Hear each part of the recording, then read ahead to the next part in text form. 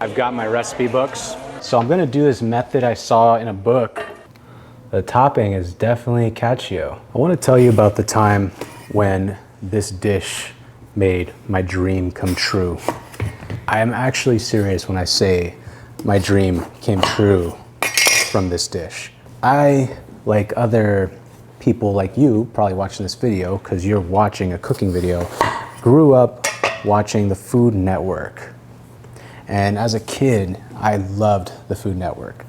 And there were certain chefs that I looked up to.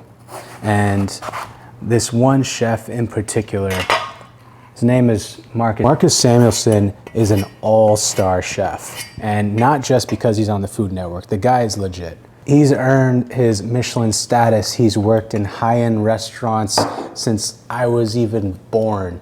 The man is a freaking legend.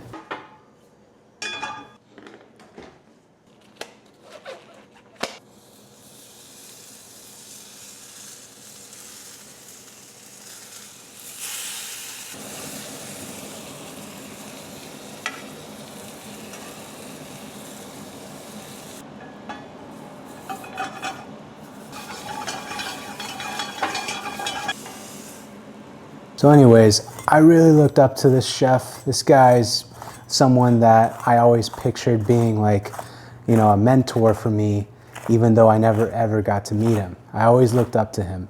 And don't you know it, one day I got to meet him because of this dish. And yeah, in case you're wondering, this dish is not mine. Actually, this dish is his. And I made that dish the day I met him. It was straight out of his cookbook. So anyways, I worked for one of the top chefs of Seattle, Tom Douglas, and I worked at all 15 of his restaurants as what's called a tournant. That was a crazy job. I'd be working like at a place till 2 in the morning and then sometimes have to go work 7 a.m. brunch at another restaurant. Anyways, that's beyond the point. Marcus Samuelsson happened to be at one of the spots for a book signing. And at this book signing, he approached me. He actually approached me and he said, hey, I heard about all of these pop-up dinners that you've been doing. I got this rating, the Zagat 30 under 30 rating, when I was doing so many pop-up dinners at Pike Place Market. It got me pretty popular at the time before I was doing heavy amounts of social media. And anyways, he said, why don't you come do a pop-up at my restaurant in New York? I was just like dumbfounded. I didn't know what to say. I just had a big smile on my face. I was super stoked. And he like told his assistant like, yo, get him my card. And he wrote his number on it. And then like he went ahead and covered my flight, went out there. And that was my first time in New York, by the way. So here I am, like super pumped, working this book signing, just like realizing, you know, what I'm doing is actually getting me somewhere. Because at the time, I was just trying to do everything. I was doing any pop-up dinner. I was saying yes to opportunity. I just started doing Instagram, and I had like a small following of 7,000 followers back at the time in like 2016, I guess. And here I am thinking like, wow, these things are possible. And I ended up going to New York. So when I got to the restaurant, him and the entire staff, they were super supportive. They were all really, really cool people. And at the time, I was just trying to be really creative with my dishes. I ended up making an octopus birria taco of some sort. And chef is just so humble. He was saying like, look, people like Matt, they're the future, like we gotta nurture them, and like much respect to him. And because of him, like I try to pass on as much as possible. I don't consider myself anywhere near Marcus, but still I try to learn. I try to pass on knowledge as much as I can. And I remember how exhilarating it was too, especially like cooking with a chef that I looked up to for so long in that capacity, making my own food and him making food as well. And like, it was just a fun time in general. It was a really great learning experience. And I thank that experience to where I am today. I think it gave me the drive to keep to keep doing things, like just to keep going, to like see what's possible and how deep this rabbit hole can go. Even all my chefs that I worked for, they're like, you've got something going here with this social media stuff. You got to hang on to that, get yourself out of the kitchen and into your home kitchen and just keep doing that. And you know, I held on to the opportunity, really glad that I did. And you know, it's thanks to chefs like Marcus that are really great mentors. And like at the end of the day, that's what I'm trying to say. I'm trying to say like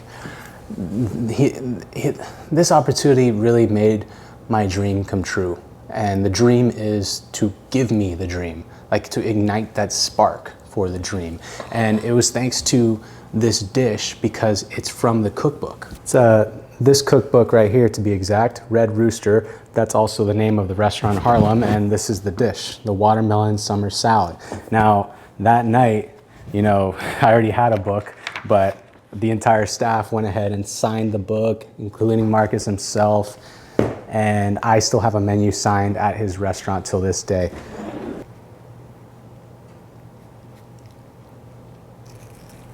Let me know if you guys want some more of these story time videos. And, you know, I have some stories to tell. I think I could think of some stuff.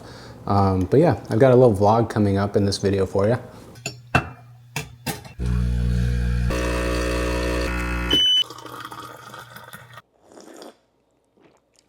Mastering pizza. A gram of this. This is just active dry yeast. And then 55 grams. Oh wait, no, 100 grams of the water. Give that a little swishy swish. At work, all the time, we kept this in the freezer. Keeps your yeast fresh. Usually if your dough is not enough to fill up the bowl, I just like lift the bowl up off of the hook. Okay, now I'm told to let this rest covered for 2 hours before shaping it and then proofing it for 8 hours. She made me a cute little teddy bear. Look at that. Zoka coffee. I've got my recipe books. These are like my Bibles, okay? These are my Bibles, and this one you can see is really old, 2015. And I have them with me today because I'm about to hop on a call in like 5 minutes with my recipe tester because I'm working on the cookbook, and the cookbook comes out in fall 2025. It's kind of weird, like all the steps you have to do with the cookbooks. Like, for example, having a recipe tester, I didn't think I needed that because I told the publishers like that was my job. I worked in kitchens for a living and made recipes. Why do I need to pay someone to recipe test? It's a whole other process with cookbooks that I don't even know how to explain. So that's the gist of it. I have to get a recipe tester. I'm going over like my old recipes and like kind of forming a structure with him. And also, this is why I can't post most of the recipes on my page right now, because I want to keep them like sort of secret for the book, because we can't have all the recipes online if they're going to be in the book. Right.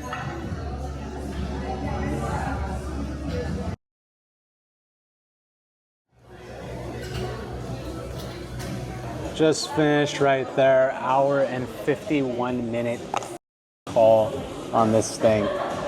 We just had to go through 103 recipes because Rick just dropped this bombshell on me that the book publisher said we have to change 90% of our recipes. Mind you, we already had all these recipes done. All these recipes were freaking done. Let me take this off a wide angle because this is serious. All the recipes were done, okay? All written out.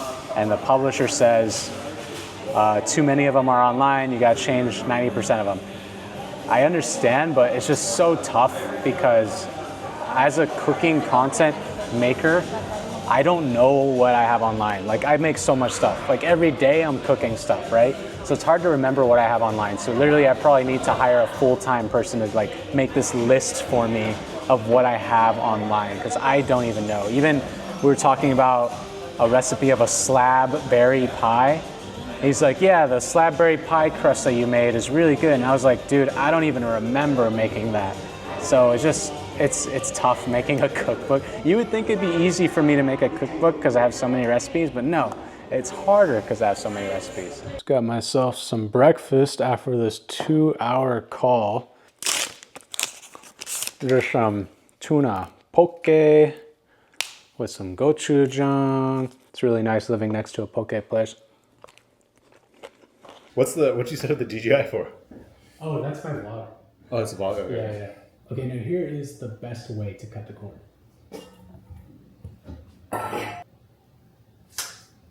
Put it in this. It's like an overhead. I'm standing on it. Oh, yeah, that kind of angle because I can get up so high up. All right, now Kenji and I are filming the short form for that corn gnocchi video. Looks nice and creamy.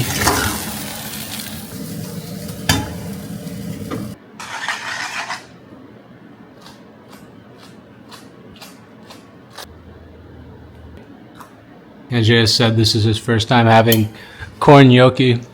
It's actually my first time too.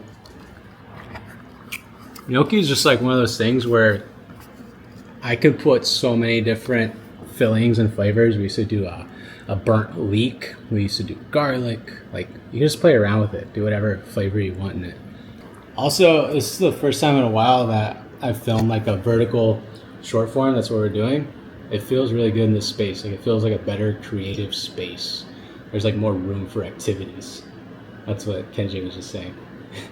More Step Brothers reference? Yeah, it is. She has been sitting on this couch all day. She just got off and then she immediately just goes back on it. This is her.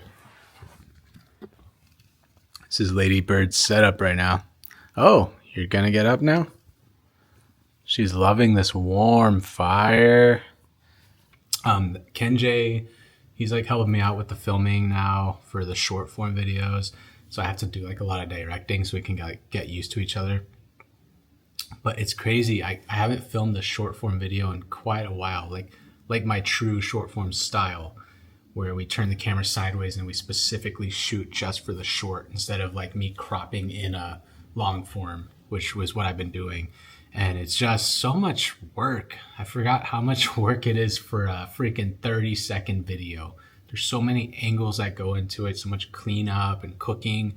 And I prefer the long form because I could put all of my time and effort into something that is going to be more explanatory and more evergreen, because you can go back to that long form all the time and get a full on explanation of what I'm trying to tell you. I could show you a full on dish, while as in like 30-second, 50 seconds, I can't really show you much. I'm going to show you like some cool shots and cooking shots, but you're not going to learn that much from it unless it's like very simple.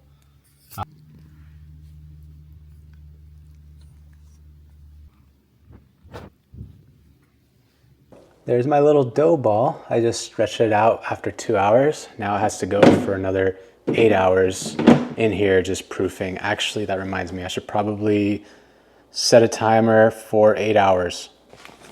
This is one of my favorite tote bags. I'm loving it. I think the selfie has it backwards, or maybe it doesn't, but it says, "I'm here to steal your snacks." Super cool. Okay, you're gonna watch me make pizza. Got a generous dusting of semolina. This is that dough that I started this morning. This is supposed to be a single day dough. This is my first time ever using this kind of dough, so I don't know what it's gonna be like. We'll see. So you just gotta make your little crust around. Kneading it like a little cat. Just flip this over on the other hand. And I just do the same thing, making sure not to mess with the crust. It's an okay first attempt, I guess. So I want to make this kind of like a cacio e pepe pizza. It's something I want to try ever since I've had it. Anyways, parm, pepper, basically it. So the interesting part here is going to be putting ice on the pizza, just like cacio e pepe. It's pasta water plus pepper plus parm. That's it. So this should mix with the starchiness of this dough. We'll see if it works. So I know I showed you guys I have a pizza oven. I just haven't set it up yet. I want to try this dough out. So I'm going to do this method I saw in a book. It's the cast iron method. You get it ripping hot. I don't know if you can see this, but it's really smoking hot. So it'll be kind of like a pizza stone. Then I'm tossing it into a 500-degree oven.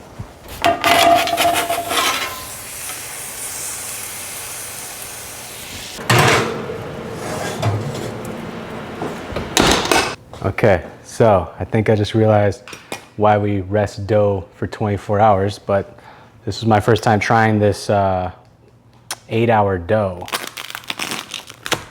Seems very crispy, like tavern style almost. Although, the topping is definitely cacio, that's for sure. As Dave Portnoy says, no flop. It looks really good though.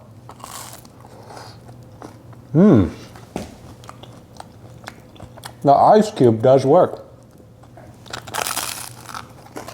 I don't hate it.